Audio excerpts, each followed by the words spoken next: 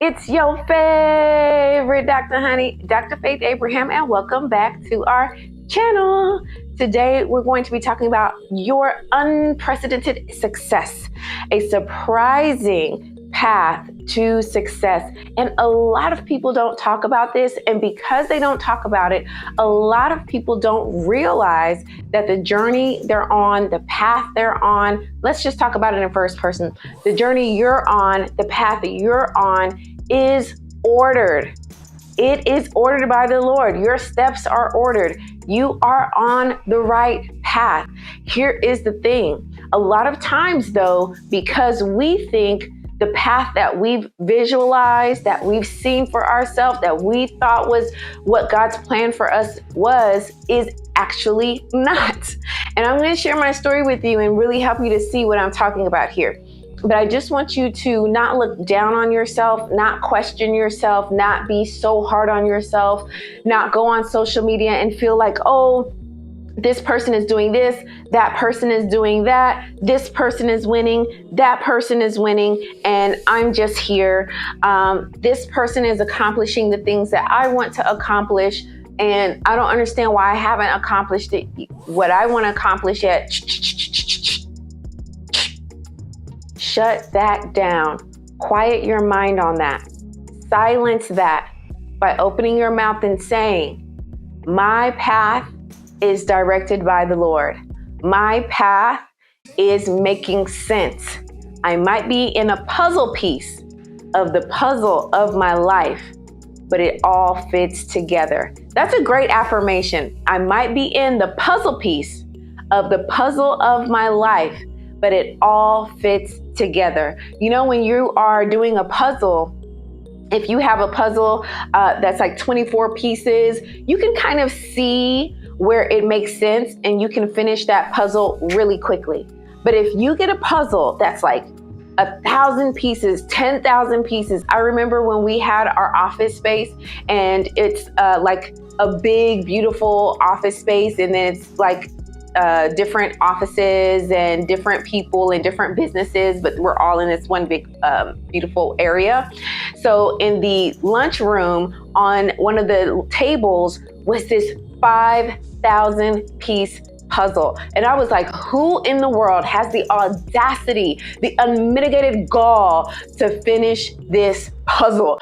But somebody did, somebody's, and over the course of a week, that 5,000 piece puzzle that looked like a hodgepodge of nothingness actually turned out to be a beautiful picture. And I remember when I looked at it, I was like, that's literally how our lives are. That's literally what is going on. You feel like this doesn't make sense. I don't know how this fits. I don't know how this is going to work. I don't know how my ideas and my dreams and my visions is going to fit into my life. How is it going to come to pass when right now it just looks so crazy? It's a puzzle. You might be in the piece, but in the big puzzle of your life, it fits. This is what we stand on. This is how you operate by faith, to build your confidence, to work your faith, and to stay 10 toes down, sure-footed on what God has for you. And I know this for a fact because it's literally my life. I am the oldest of 5. I am the firstborn of Nigerian immigrant parents. They came in the 70s, 80s, uprooted themselves from everything they knew, friends, family, loved ones, just the way of life, the course of how things go, and came to America. They started their family, they sacrificed, and they worked so hard so that me and my siblings could have greater opportunities. And so as we got older, they would tell us, this is the path. This is the plan. Follow it and you will be okay. What was the plan? Go to school, get good grades. And let's be clear, from a Nigerian household, going to school means be a doctor, be a lawyer, be an engineer, a high paying, high value job. Get good grades, graduate, get a job, be secure, and enjoy your life. That was the path. That was the plan. But guess what? The plan was not planning. It wasn't working for me. There was a time where I literally had my degree and I was getting paid $9 an hour. Even though I got good grades, I got my degree. $9 an hour is not that sufficient it's not sufficient at all, really, to establish a life and a family and travel and enjoy the things that's on this beautiful, abundant earth. It's not. And I was really frustrated. Then there was a time where I couldn't even get interviews. I was overqualified, but underpaid. And that was a big problem for me. So I was moping and I was like, man, I don't know how this is gonna work. I'm, sad about it. Nobody even want to call me in. Y'all don't even want to see my face, child. Oh my goodness. I was just feeling so down. And my husband was like, babe, why don't you stop waiting for someone to open the door for you to walk through? Go and build a door and walk through it. At this time, I had my PhD, so I had studied psychology, I had my MBA, and I had graduated with my PhD in counseling. Marriage, family, and children was my specialty. And I was like, And when I was thinking about it, I was like, all of this free counseling, all this free coaching that I had been doing for years, whether it was in church, whether it was family, whether it was friends, whether it was people on Facebook that never met me a day in their life, but would just riddle off their whole life story to me on Facebook. I had done this for years for free. And I was like, you're right.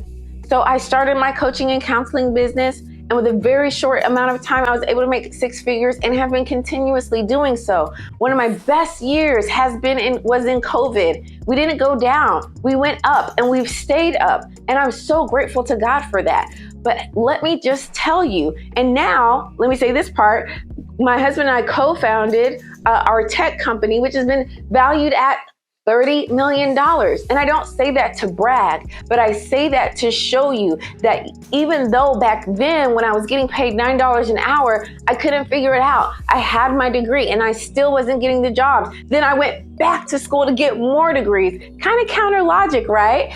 But now fast forward from that $9 an hour moment in my life to where I am now, the puzzle pieces make sense. It actually came together.